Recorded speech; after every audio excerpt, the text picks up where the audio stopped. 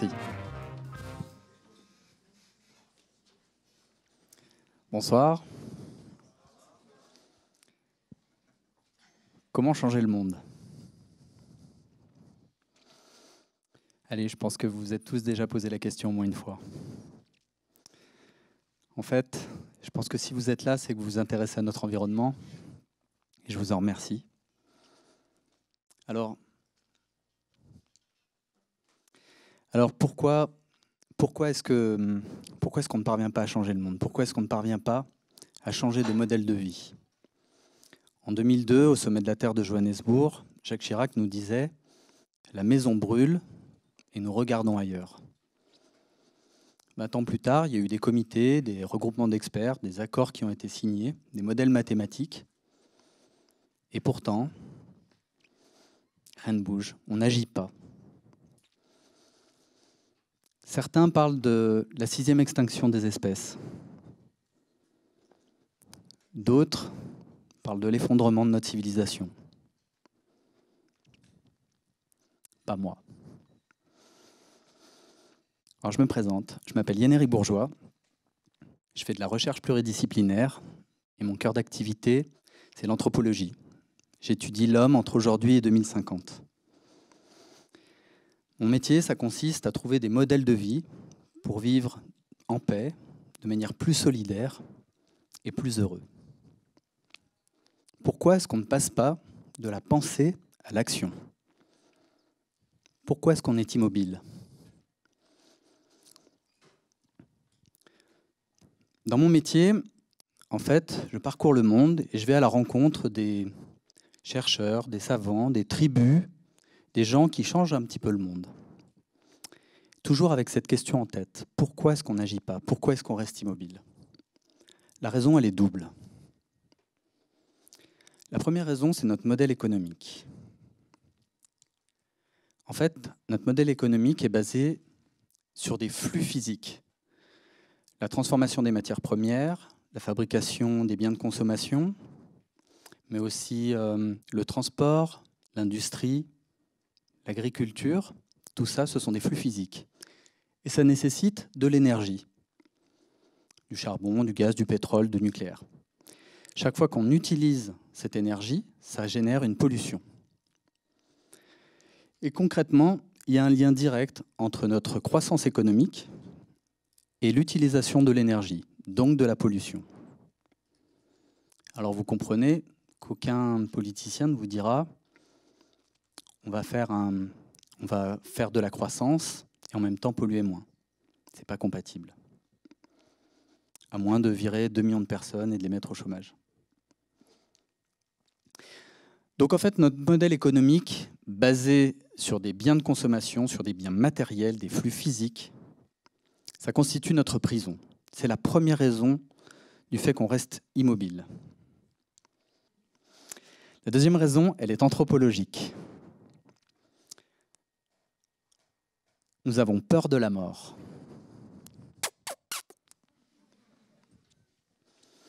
Pour le comprendre, il faut faire un tour dans notre histoire, et même dans notre préhistoire. Nous sommes des Homo sapiens depuis 300 000 ans. Homo sapiens vit dans la nature, et cette nature, elle est hostile. Imaginez-vous, vous êtes dans un froid glacial, vous devez chercher de la nourriture, et en plus de ça, vous ne devez pas vous faire dévorer par les prédateurs. Homo sapiens, il a peur de la mort, comme tous les autres animaux. C'est une peur instinctive. Elle lui a permis de résister à cette nature, parce que la dure loi de la nature, c'est manger ou être mangé. Alors, on a structuré notre société pour pouvoir survivre. Donc, on a d'abord confié notre sécurité à des soldats, puis à des religieux, puis des rois de droit divin.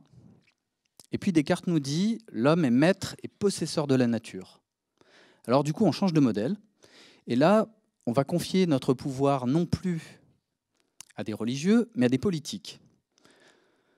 Jusque dans les années 80, où là, Reagan et Thatcher proclament l'ultralibéralisme. Et alors là, on confie notre pouvoir, notre protection, non plus à des politiques, mais à des financiers, des banquiers, des grandes entreprises, voire des footballeurs. Au lieu de les confier peut-être à des sages. Ça, c'est une proposition, mais vous êtes libre d'en penser ce que vous voulez. Donc vous comprenez que petit à petit, on a abdiqué notre pouvoir en échange d'une protection. Et ça, en fait, c'est notre cerveau qui fonctionne comme ça. Notre cerveau, il est assez feignant, en fait. Il essaye d'avoir le plus de calories possible en dépensant le moins possible. Et du coup, Homo sapiens, aujourd'hui, ressemble plutôt à ça. Il a échangé, en fait, son pouvoir, contre du confort. Et du coup, c'est la deuxième raison. Non, pardon. Du coup, on va rentrer dans un cycle vicieux dans lequel, plus on a peur de la mort, plus on va confier notre responsabilité, et plus on va confier notre responsabilité, moins on a de pouvoir. Du coup, moins on a de pouvoir, plus on est vulnérable, et plus on est vulnérable, plus on a peur de la mort. Voilà le cercle vicieux dans lequel on est rentré. Vous comprenez maintenant que c'est pour ça qu'il ne faut pas critiquer, en fait, ni les politiciens, ni les industriels, parce que chaque fois qu'on désigne l'autre comme responsable de ses propres souffrances, on abdique un petit peu de notre pouvoir. Chaque fois qu'on est dans le combat, on est dans la peur. On est dans la peur de la mort. Et du coup, comme je vous l'ai dit, notre économie, basée sur des biens de consommation, constitue notre prison. Mais non seulement on a nous-mêmes érigé les murs de notre prison, mais en plus de ça, on a donné les clés à des personnes qui elles-mêmes ne savent pas quoi faire de ce pouvoir. On a un peu un fantasme de se dire qu'il y a des grands puissants qui dirigent le monde et qui sont responsables de tout un tas de choses. Mais en fait, en réalité, ils ont peur comme nous. Ils ont peur de perdre leurs millions, ils ont peur de ne pas réussir leur vie, ils ont peur de ne pas séduire leur femme, peu importe. En tout cas, ils ont la peur de la mort également. Donc voilà, vous comprenez pourquoi nous sommes immobiles. Les deux raisons, c'est le modèle économique basé sur des biens matériels, et la deuxième raison, c'est une raison anthropologique. So what? Qu'est-ce qu'on fait? Qu'est-ce qu'on fait pour sortir de cette prison? La première chose, c'est qu'on va commencer déjà par imaginer qu'il y a de l'espoir. Parce que devant nous, on imagine qu'il y a un tsunami. Et ça nous pétrifie, comme les lapins dans les phares d'une voiture. Donc déjà, il faut vous imaginer qu'il y a des solutions qui existent. Je n'ai pas le temps de vous les détailler malheureusement, mais par exemple, tout simplement, on peut passer d'une agriculture industrielle à de l'agroécologie. Ou alors, on peut passer de l'économie à la permaconomie. Donc comment se mettre en mouvement?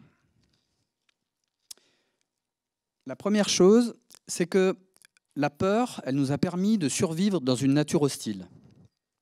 Sauf que dans une nature maîtrisée, cette peur, elle est trop forte. C'était un bon moteur pourtant. Une émotion, on dit émouvoir, c'est se mouvoir. Émovere en latin, ça veut dire se mettre en mouvement, faire bouger les choses. Donc cette émotion, elle nous a permis de survivre, il ne faut pas le négliger. Et heureusement qu'on a peur de la mort, ça nous évite tout un tas de bêtises, parfois. Mais aujourd'hui, dans notre monde actuel, cette émotion, elle est trop forte. Donc ce que je vous propose, c'est de passer de la peur à l'amour. La peur de la mort à l'amour de la vie. Qu'est-ce que ça veut dire? En fait, à travers mes voyages, j'ai rencontré plein de gens qui ont déjà intégré le fait que tout est vivant. Ils sont déjà amoureux de la vie.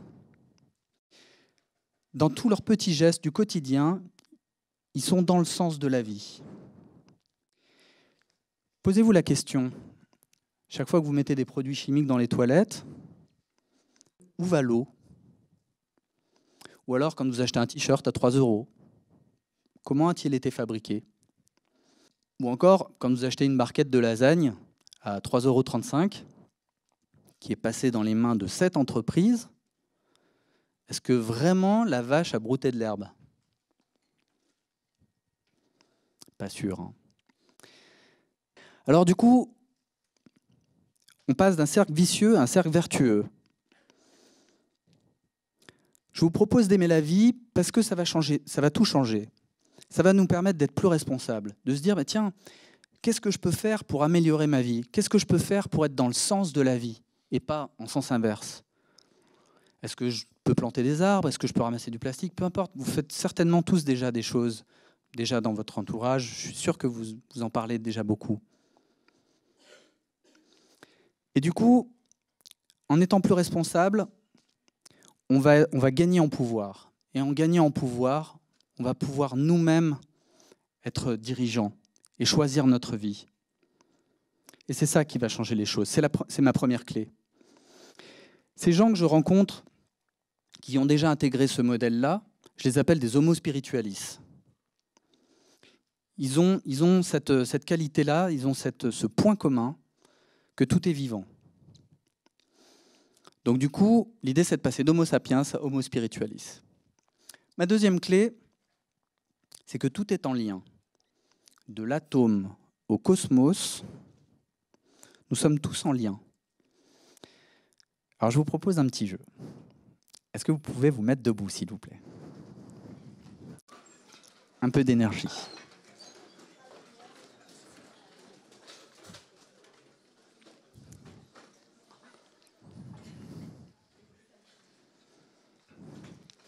Je vais vous demander de vous tenir par la main, s'il vous plaît.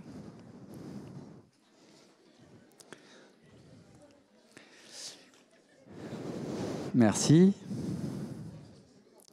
Et je vais vous demander de fermer les yeux et de prendre une grande respiration.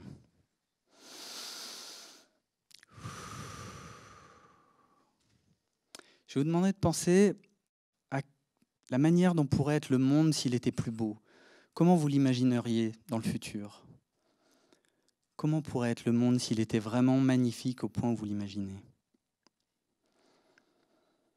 Puis je vais vous demander par la pensée, de faire ce cadeau-là à votre voisin, de lui transmettre par la pensée ce monde merveilleux auquel vous pensez. Et en échange, prenez aussi ce que lui a à vous offrir.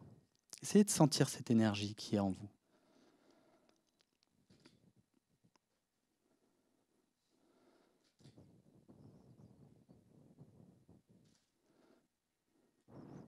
Merci. Vous pouvez vous rasseoir.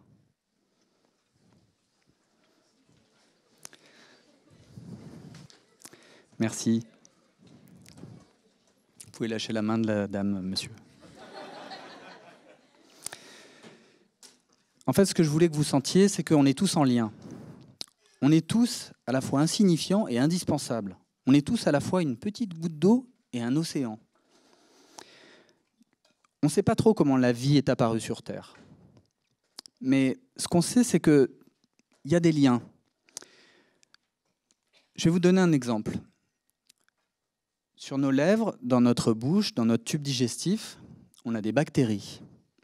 Ces bactéries, elles nous permettent d'augmenter nos défenses immunitaires. Elles nous permettent d'être plus en forme. Elles nous permettent même de changer notre caractère. On en a 2 kilos dans les intestins. C'est énorme. Certains ont peut-être des intolérances d'ailleurs, et c'est sans doute parce que vous avez des bactéries qui sont défaillantes. Et ça, c'est notamment par rapport à des pesticides qu'on utilise dans les champs, qui détruisent ces bactéries. Donc, on dépend de ces micro-organismes. Un deuxième exemple, c'est une molécule qui se trouve dans notre cœur, qu'on appelle Mb. Cette molécule, elle a en son cœur un atome de fer. Cet atome de fer, il a été forgé dans les étoiles il y a plusieurs milliards d'années, au cœur des soleils. Et aujourd'hui, il se retrouve au cœur de notre cœur. Chaque fois que votre cœur bat, votre sang circule, et cette molécule Mb avec un atome de fer au centre, cette molécule circule également. Alors, difficile de comprendre le lien entre une étoile et notre cœur, mais pourtant il y en a un. Et en fait, il nous est très difficile de comprendre comment on est en lien avec le vivant. De la même manière qu'il ne vous viendrait pas à l'esprit d'apprendre l'anglais ou la géométrie à votre chat. Et ben nous, c'est un peu pareil. On a un peu du mal à comprendre comment l'univers fonctionne. Par contre, ce dont on est sûr, c'est qu'il y a un lien entre chaque élément de l'atome au cosmos. Mon troisième point, pour savoir comment se mettre en mouvement, et ce sera ma conclusion, c'est qu'on a besoin de se regrouper, on a besoin de se réunir tous ensemble. On ne peut pas vivre tout seul, isolé. L'Université du développement durable, c'est un bel endroit pour lancer symboliquement ce mouvement, se réunir entre nous. Et penser que ensemble, on peut vraiment changer les choses. On a tous un pouvoir, et il faut le reprendre, ce pouvoir. C'est Gandhi qui disait soyez le monde que vous voulez voir, soyez celui que vous voulez voir dans ce monde. Et puis Étienne Klein disait une autre phrase que j'aime beaucoup également, c'est l'avenir sera beau pour celui qui a du courage. Le courage, ça vient du mot cœur. Alors ayons du cœur. Passons de la peur de la mort à l'amour de la vie. Passons d'Homo sapiens à Homo spiritualis. Je vous remercie.